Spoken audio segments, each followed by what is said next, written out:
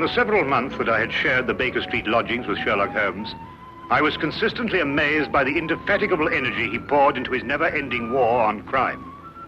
But my physician's eye could see the strain that perhaps another wouldn't have noticed. Thus it was one morning that I prevailed upon him to join me for a day in the country.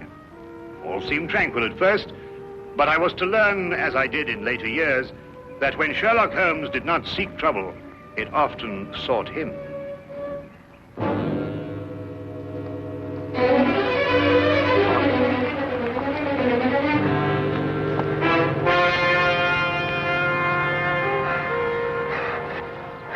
Help her. They may be coming. Steady now, we'll have you all right in a minute. What's happened to the young lady? Who are you running from? Stark. Carroll. They tried to kill me. Out now, Holmes. Perhaps we'd better get them to London, eh? My very thought. The young lady is uninjured, but she's suffering from a deep state of shock. Right. Come along. Oh.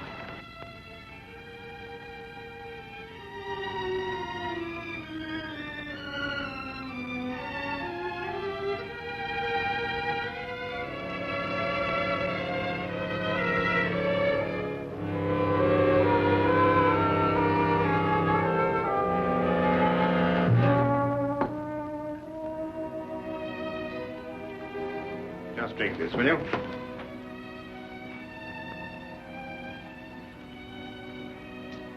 Better now? Much, thank you, sir.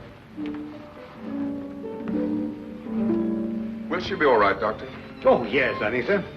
Twice last night she saved my life. Who is she? I don't know. We only met last night. I'm afraid she's mute. What, deaf mute?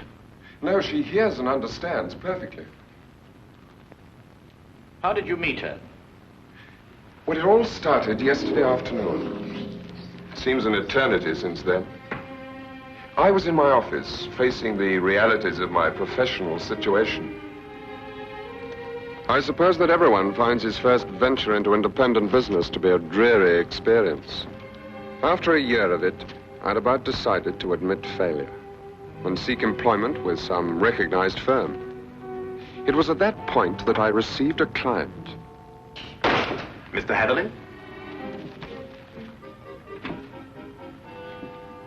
His name was Colonel Lysander Stark. Had I known then what horror he was bringing into my life, I would have strangled him right then and there. Frankly, Mr. Hatherley, the commission I have come here to offer you deals with a matter of extreme secrecy. I have gone to some lengths to acquaint myself with both your professional and your personal qualifications. Personal qualifications, sir? Yes. I know you to be an efficient hydraulic engineer, but also that you are a bachelor, an orphan, and that you reside here alone in London. Why, that's very true, but I'm afraid I don't understand. You shall when I explain the assignment. Do I have your word that our conversation will go no further than this room? Of course, sir. I shall respect your confidence. Excellent. Well then, does £50 for a night's work appeal to you? £50? I note by your expression that you suspect some illegality. Let me set your mind at rest on that score. Exactly what you want me to do? To repair a hydraulic press, Mr. Hatherley. A rather large hydraulic press. Well, that hardly seems unusual.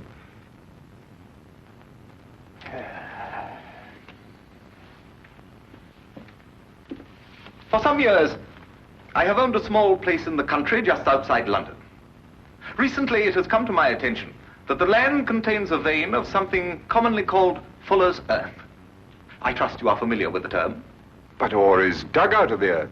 Why should you need an hydraulic press? I'm a businessman, Mr. Hatherley. Undoubtedly, the land surrounding mine contains more of such wealth. I hope to use the income from my own discovery to purchase my neighbor's land cheaply before he discovers its hidden wealth. I see. If my neighbor were to suspect what wealth he treads on daily, he would never sell at any price. It's quite clear now. You use the press to mold the dug earth into some innocent form so that you can dispose of it without suspicion. Precisely. Very ingenious. There's a fortune down there. A fortune.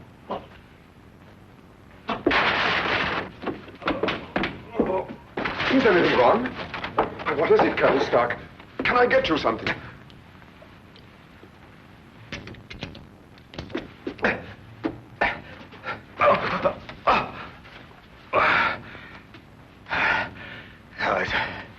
It's all right. My heart. I oughtn't to get too excited.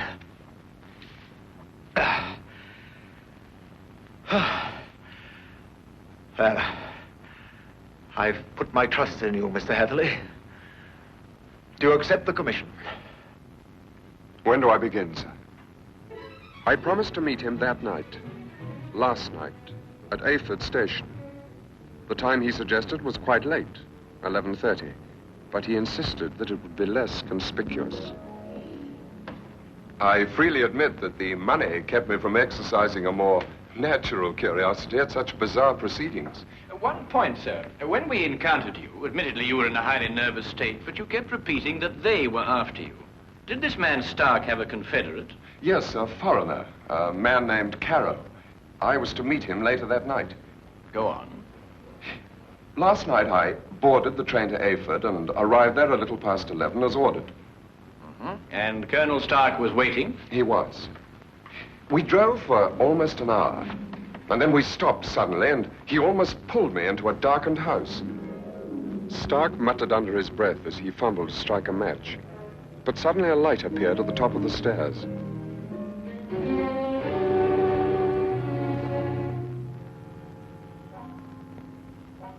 It was the first time I saw this young woman, gentlemen. Even in the poor light, beauty and fear were sharp in her face.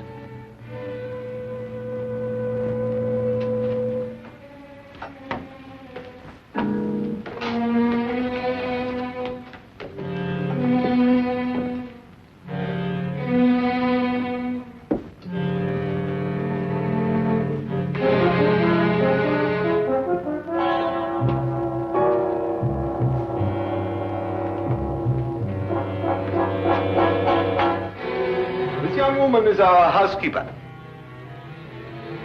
How do you do, miss? She cannot answer you, I'm afraid. She is quite mute. I forgot to tell you that I have a colleague, Monsieur Carrow, brilliant mineralogist. I'll fetch him for you, if you'll excuse me for a moment. By all means.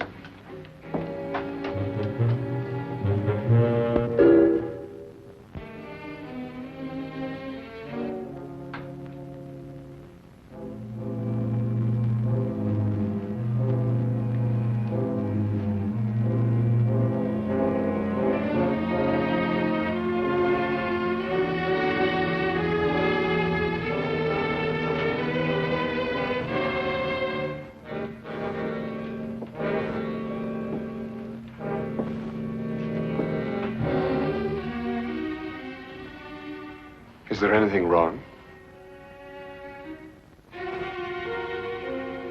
You want me to leave? Why? Are you trying to warn me against Colonel Stark?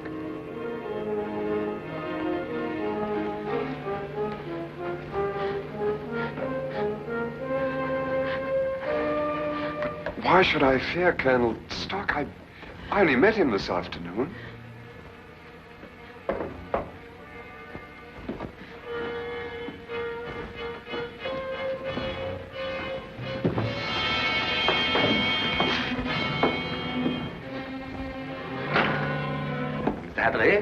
I'd like you to meet my friend and associate, Monsieur Carroll. A pleasure, sir. Colonel Stark will show you our press and explain the difficulties we have. I'll join you in a moment. After I have arranged with our housekeeper for your stay tonight. Yes, that's a good idea. Will you come this way, Mr. Hatherley?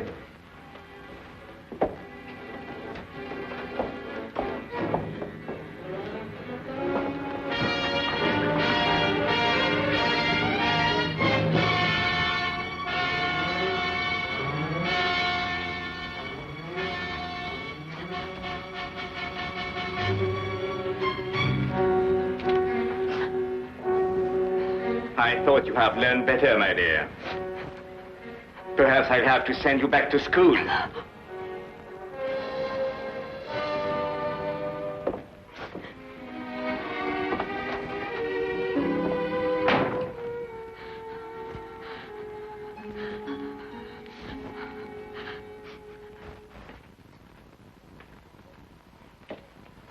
Yes, in principle, this is the standard hydraulic press. Oh, I must say I've seen few as large. Indeed. And so it does the work of 4 ordinary presses. I think I told you that time is my greatest foe.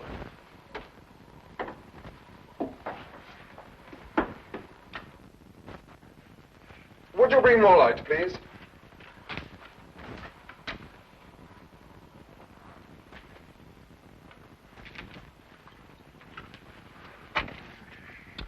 Wood. Concrete would have given you more support. Are these walls reinforced from the outside? Ah, Bruno. I was just about to explain to Mr. Hatherley that all the walls except the one he is examining are reinforced. However, there's no trouble with the walls.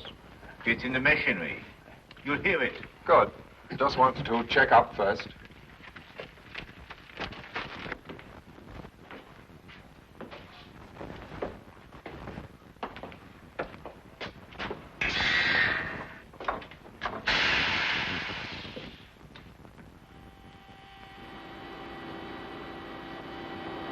Now listen.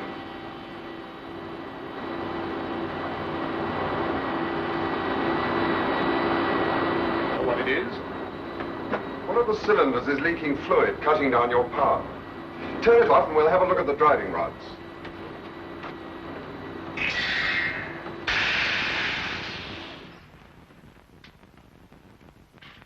I knew what I was after, and the rest proved to be no problem. Of course. You knew by then the true purpose of the press. Not quite. Although I was sure it was not for making dirt brick molds. Much too large for that. But they'd lied to me so blatantly, I thought it best not to call them on it right off. Well, what were they using the press for? Fairly obvious. They are counterfeiters. They use the press to form the amalgam that takes the place of silver. So I learned during the night. It was naive of me to assume that everyone but myself was asleep, but I did.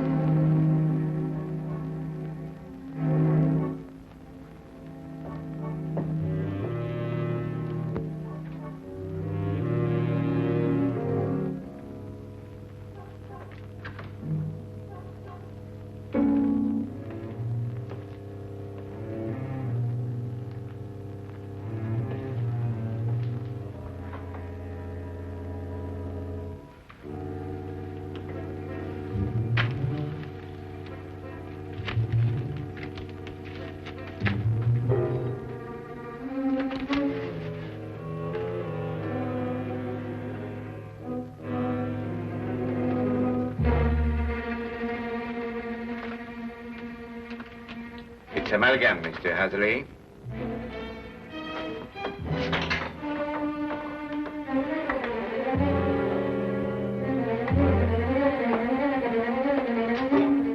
Carol, open up! Let me out of here, Carol!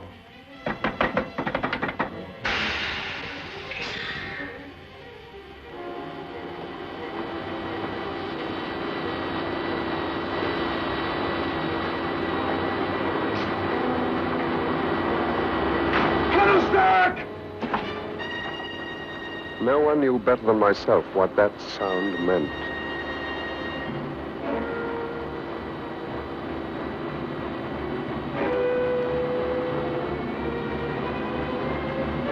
Caro had started the press. Within minutes, that cold ceiling would be down with a force capable of grinding me to a shapeless pulp. And there was no way in the world I could stop it.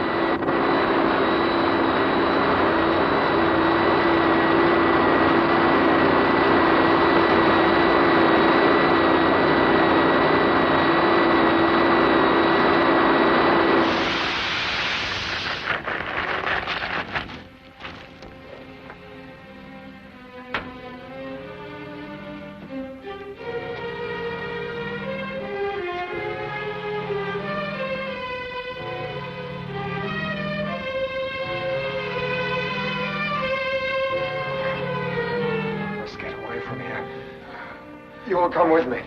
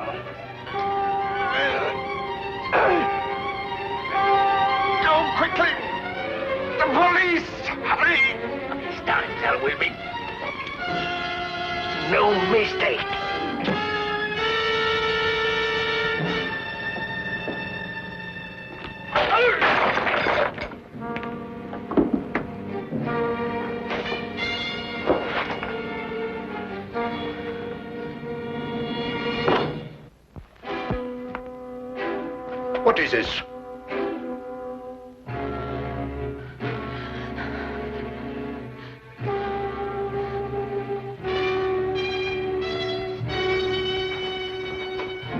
What's happened here? Bruno!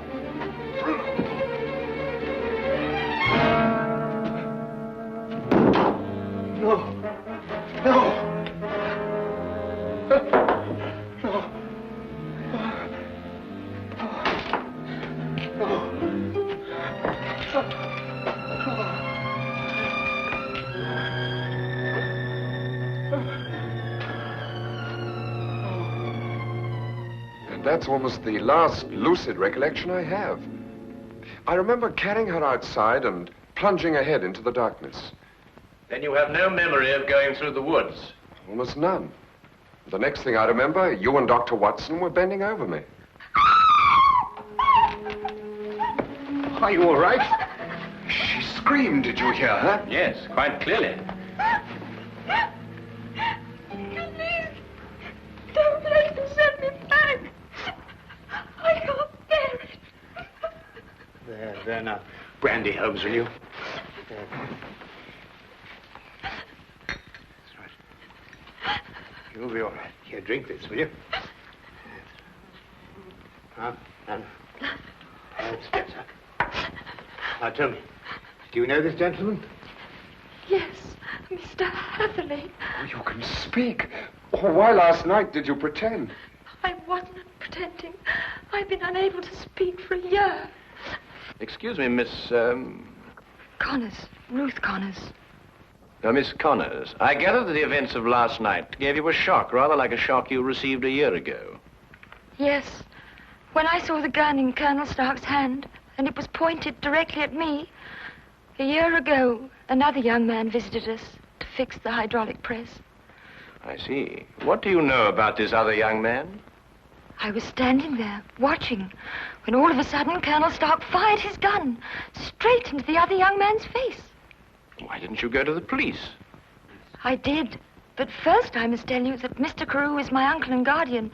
He's my only living relation.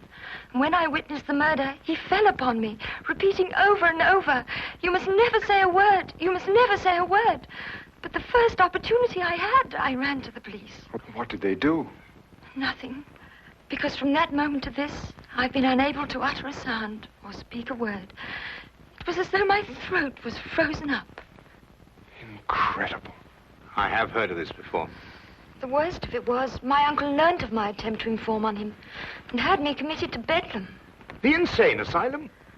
I spent 6 long months there, 6 horrible, unforgettable months before they released me in his custody. After that, he forced me to do his bidding by threatening to send me back. Send me back to school was the expression he used. Why, that's horrible. Very. And I think it's time we called in our old friend, Inspector Lestrade. If only to deal with this man, Carew. You're not forgetting Stark, are you? Oh, I expect we'll find his remains, Watson. The loss of his medicine undoubtedly saved England the cost of executing him. Well, come along.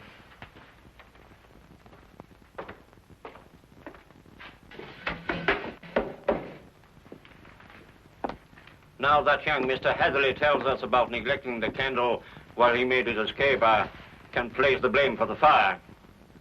You sure it was Colonel Lysander Stark whose remains you found here? No doubt. Several articles of authentic identification, no doubt. Anything else? No, Inspector. Sorry. All right, thank you, Constable. Now where's Holmes got himself to? He just went down to the station. He said he'd be back in a minute. Look here, if Holmes thinks he can do... I'm sorry to keep you all waiting. Well, everything's settled, Lestrade? About as settled as it's likely to be. Stark's dead. Carrow's escaped. The only thing now is to go back to London and put out an alarm for him. Oh, dear. Well, tell me, what about the money? What money? Well, you know, the money they were making, the counterfeit. Have you found any? Well, no. Oh, I suppose Carrow took it with him. Well, the man would have to be pretty desperate indeed to even bother with real money, let alone counterfeit. What are you suggesting, Holmes? Miss Connors, the only carriage used here is the carriage that Mr. Hatherley rode in. Is that right? Why, yes, I think so. I see. And that carriage has been in the livery stable since last night. Thanks to an obliging constable, I found one of Mr. Carrow's footprints. But there was no trail of similar prints leading away from the house. Mark you, I didn't imagine that he would try and make his escape on foot. How did he get away, then? He didn't, my dear fellow. He's still in his house, hiding somewhere. What? Mr. Holmes, there's a cellar where... I examined that cellar myself. No, I mean the special cave they dug under the house to hide the money. And there must be an entrance from the house itself. Well, I wasn't permitted to know exactly where, but I'm sure it was in this room somewhere. Thank you. Well, let's try and see, shall we? I beg your pardon.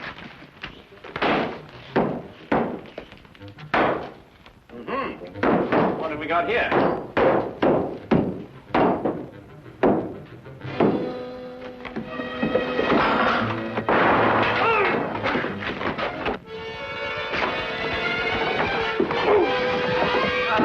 Very neat, Watson. Oh, there wasn't anything to it. Now then, what have we got here? Oh, just nicked me, Doctor. Nothing serious.